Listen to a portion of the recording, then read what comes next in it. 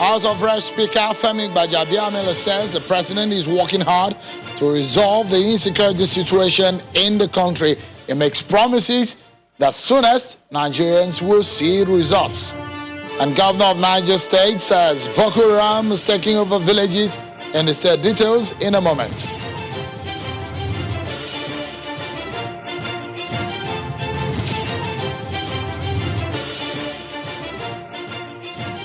Hello everyone and welcome to Politics Today live on Channels Television. I'm Sean Kimberley at Channels Television's global headquarters here in Lagos, Nigeria. Let's begin with somewhat a sad story of the incident of abduction in Kaduna State. There's some updates, sad one. Indeed, 2 more of the students of that private university, Greenfield University, have been killed by their abductors. 3 days ago, 3 of the students were killed by their abductors, and these students were among those that were abducted by bandits from the private university located along the Kaduna-Abuja highway on Tuesday, last week, Tuesday night.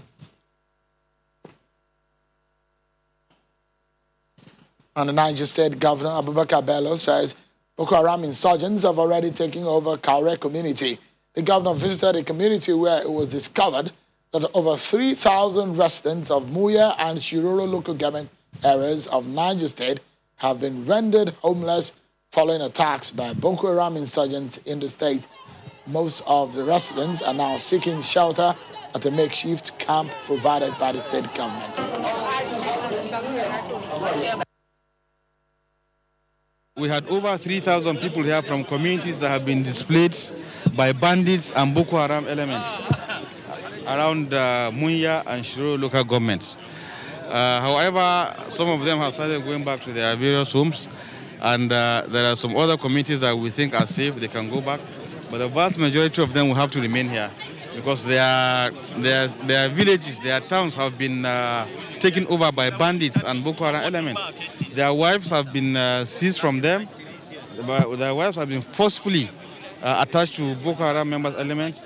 In fact, I just heard they've already placed their flag in Kauri, so which means they've taken over the territory. And this is what I've been engaging the federal government with. And unfortunately, it has now gotten to this stage that if care is not taken, nobody, not even Abuja, is safe. We have been saying this for long. We've been saying this, and all efforts have been in vain. So I hope with this, with the outcome of these banditry activities and terrorist activities, I hope the time has come now to see reasons for a very coordinated military action to take place so that we displace. The Boko Haram elements are trying to use these areas as their home, just like they did in Sambisa. Well, Sambisa is hundreds of kilometers away from Abuja, but Kaure is less than 2 hours drive to Abuja, so nobody is safe anymore. Not even Abuja is safe. Sad incidents there.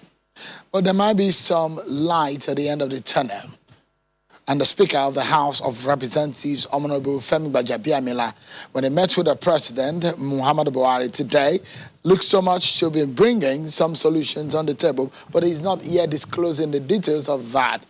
He says that the insecurity situation in the country is a very difficult one for the government to handle. The Speaker gave an assurance that something is in the works and that the legislature will do everything to assist the President to reach a consensus on the security challenge. He said the closed-door meeting at the State House with the President reveals that the President listens to ideas and is keen on bringing solution to the ongoing crisis. Take a listen to Honorable Femi Gbajabiamila after the meeting with President Buhari.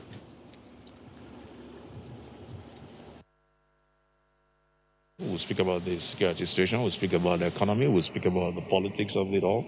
And we have always, at least, he has a listening ear, and we prefer ideas. You know, he tells us his own views. and we come to some consensus one way or the other. You're aware that the House of Representatives some time ago passed a resolution. We set up an ad hoc committee, a special ad hoc committee, which involves all principal officers and 30 other members of the House. And we're going to start that process into looking at um, different solutions, and we'll be bringing the report to Mr. President. He's fully aware of it, and he's open to anything and everything, and that will help us in coming to a resolution in this matter. And that is the matter that we shall be discussing tonight. The issue of security.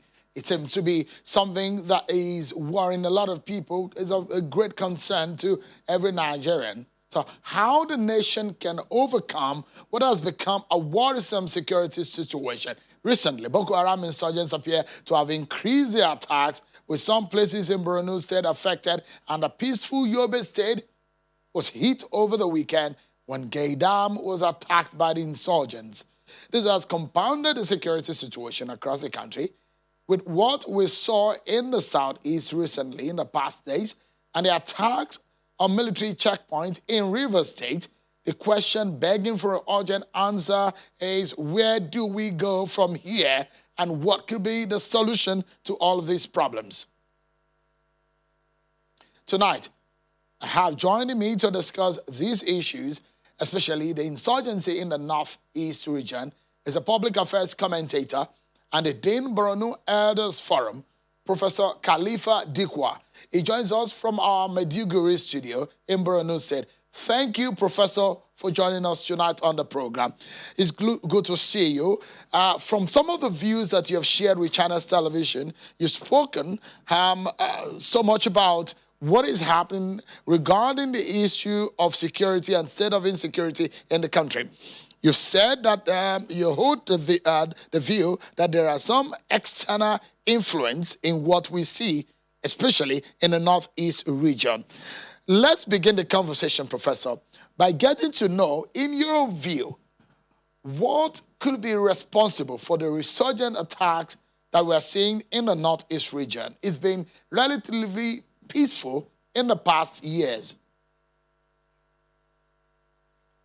Good evening, everyone. Good evening, Nigerians, and my heartfelt condolences to those who lost their dear ones. Shehu, the thing is, for those Nigerians who have been following me for a long time, they knew this thing will happen because I spoke before the beginning of the insurgency, prior to it. And prior to it, when it came, I spoke about it and I said it will take different forms and it will take the entire country, Nigeria. Here we discuss as Borno concerned, elders concerned here. We are Borno concerned, not elders forum, by the way. So these forms are known. They are known to those in government. We have to take diplomacy and then adapt the policy that we took during the war on 1967, 1970. Within 2 months, under General Gowon, Nigeria was able to get 200 combatants to train and take their country back. And therefore, this thing that I'm talking about is not new. I spoke about it last time I was here, that Nigeria is an existential threat to countries, to European countries that cannot live without the resources of their ex-colonies. And that Nigeria ought to now use ECOWAS to say, wait, let us now adopt the AU Charter, the AU Charter of 1999, that President Gaddafi spearheaded about an African satellite, an African bank, and an African currency. Gaddafi spearheaded it, and we know the country that spearheaded the invasion and destruction of Libya was France. And now France is now apprehensive of losing Niger, Chad to Nigeria. Because at one time, President of Niger, former President Mohamed Yusuf said, Niger at least should be able to be like the neighbor of Nigeria, shouldn't be in deep poverty in this case. And therefore, two things must be done.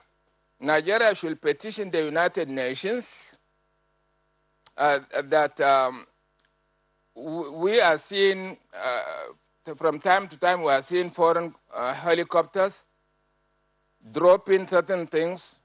Even if there are explorers somewhere, they will kill, they will disturb, and then the following morning we'll call it Boko Haram. We are seeing certain invasions because the people who have now lost their territory in Syria, in Libya, and so on, are now being recruited to come down, including those in Libya. They are not. I mean, they are just being paid, and government, as long as government fails to use PR, media relations to tell the narrative very well, it will continue to be playing the defensive. And therefore, if you are stingy about PR, then you have a problem.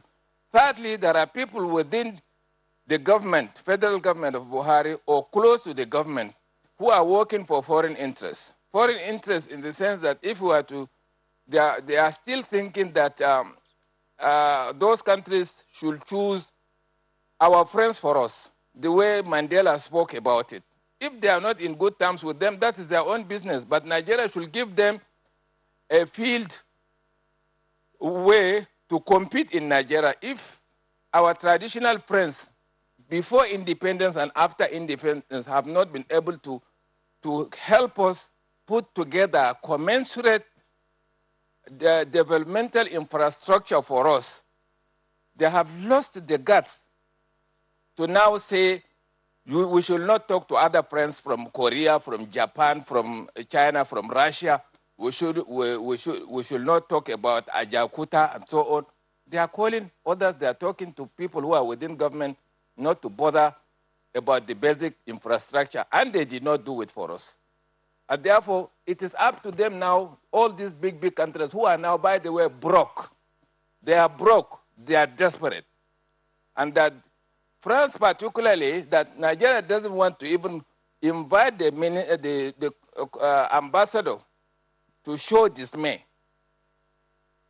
Did what it did in Libya, and again the fingers are also pointed at the killing of President Deby of Chad, who, by the way, very recently came to Nigeria and said, now that we have different set of field commanders, we will be able to do a better job.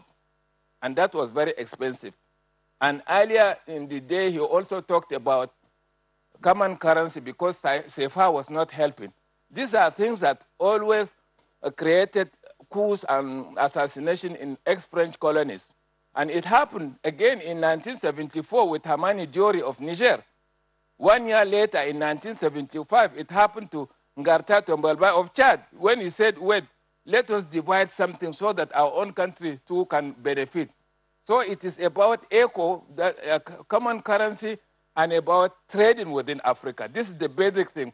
Until Nigeria sits up and then bring together, bring back our reserve. Those who are retired and still not tired should come on board. We can also train people and then look at other places. What are the embassies doing there? That people are being recruited to be sent to Nigeria in order to put Nigeria on defensive, because Nigeria is the leader of Africa. So as long as Nigeria is on the offensive, there's no way those countries will not join Nigeria as a big market. Yes, my dear. Yeah, we need to take a breather. But there has been link between what we are saying in the northwest region of the country, in Kaduna and the rest, the kidnapping and abduction, And the government has come out to say there is a link between that and what we're seeing in the northeast region. Just today, the governor you heard before the program in Niger State saying that in Niger State, which is in the north central region of the country, where he's saying that Boko Haram is taking villages there. We want to know what the problem really is and how we can solve them. But we take a breather, and when we come back, resolving our insecurity challenges with Professor Khalifa Dikwa continues after now. Join us again, everyone. Professor Khalifa Dikwa, the Dean Borno Elders, is with us on the program. So a public affairs commentator is in our Maiduguri studio. Thank you so much, Professor Dikwa, for your time tonight. What bothers the minds of a lot of Nigerians tonight, one thing is the issue in Kaduna State where those students from the private university that were abducted, making 5 of them now that are being killed by the abductors.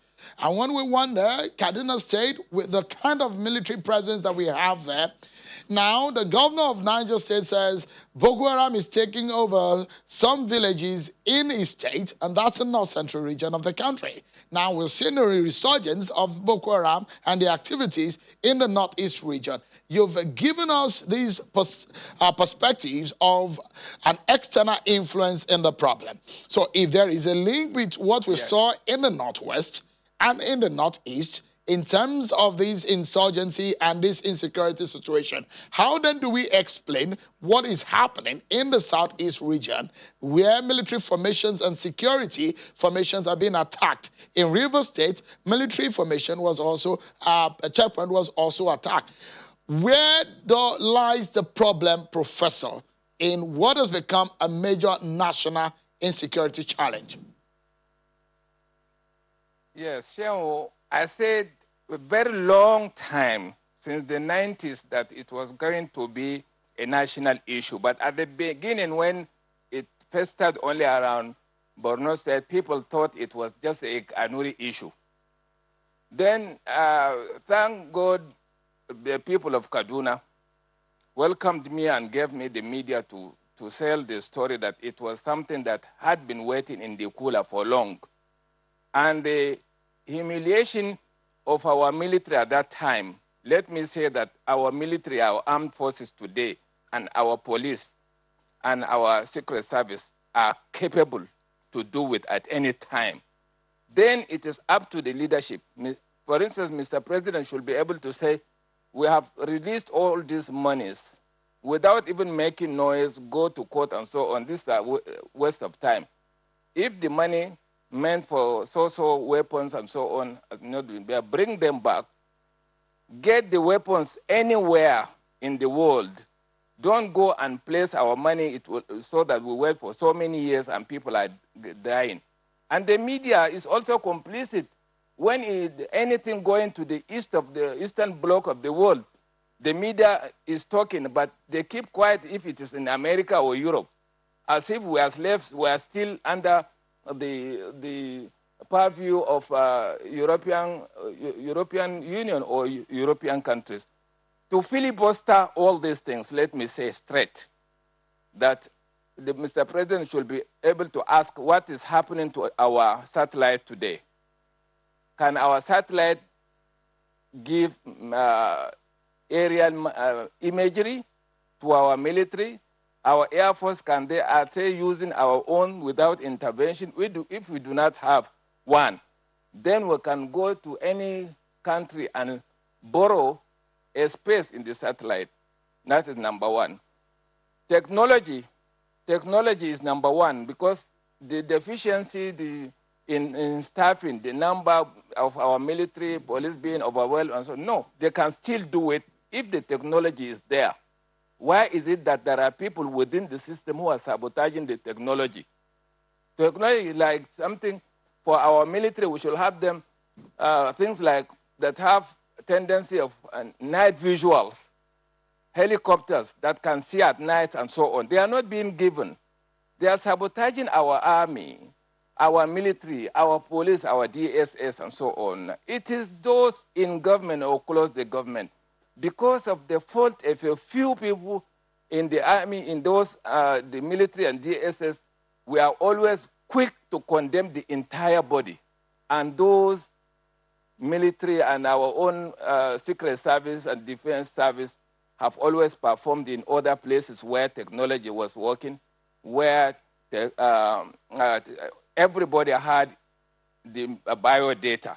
The biodata is that Nigerians are being used today within the country and outside the country to drag the image of the country down, and that every Nigerian must have the data for planning and for any opportunity so that nobody will buy different SIMs, adopt criminality and throw away the SIM. And therefore, if the communication ministry and digital economy has not finished, they should be given enough security, much more than before. All of them, the ministry and the NIDA herself, to finish the job so that when they put Shehu or Khalifa, everything about Khalifa is there. And therefore, I said Kaduna is my second home. And I was worried when each time there was something happening, the governor of Kaduna will say something that will torment, will just infuriate people of Kaduna, to push them, to annoy them, as if he has no feelings, human feelings at that time.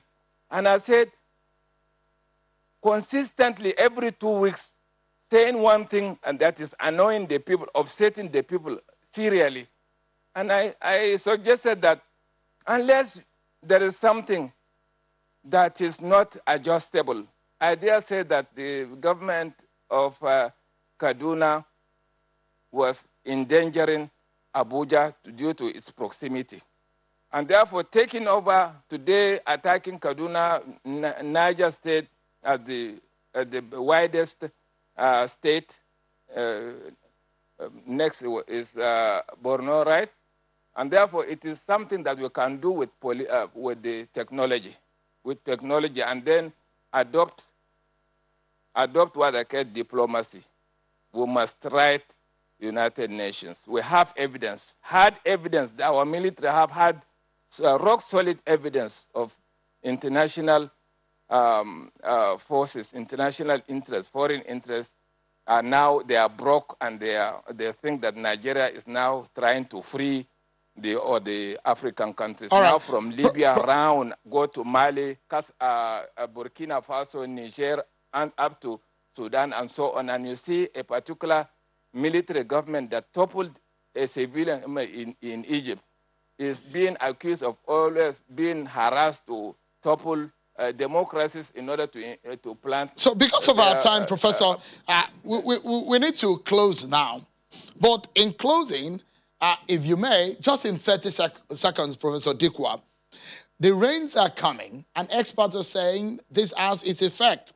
The effect on the situation in the Lake Chad region is also there after the death of President Derby. And people are afraid that all of these will have its effect. For the people, what should we be doing? Just in 30 seconds, Professor. Yes. Lake Chad is for 40 million people across the borders. And you know that the ancient Kano Borno that comprises Chad, part of Niger and Cameroon and so on. It is Lake Chad. And you should be able to find the truth about now the drying up of Lake Chad itself. Was it because of unnecessary dams along River Shari and Ubangi? Or is it something that has to do with the economy? If it is the colonial powers that are still doing it, I think we can do something out there, put a lot of PR there. And those who are in government, who are in lazy opposition, thinking that pulling down this government will help them, I'm sorry for them. It is not going to help them, because they will also go after them. At times of this kind of situation, all of us should forget about partisanship and come together with the leadership to worry them in order to do one thing at a time. Professor. So this is my take, that the solutions are there. If they want me to also do it, they can always talk to me. We can adopt even the Algerian way of dealing with the situation.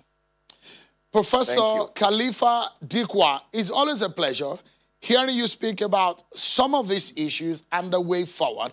And I hope that some of the solutions that you have put forward tonight will help in resolving the killings that we are seeing in our country today. But that's our show for today, everyone. Many thanks for watching. I'm Sean Kimale. Bye for now.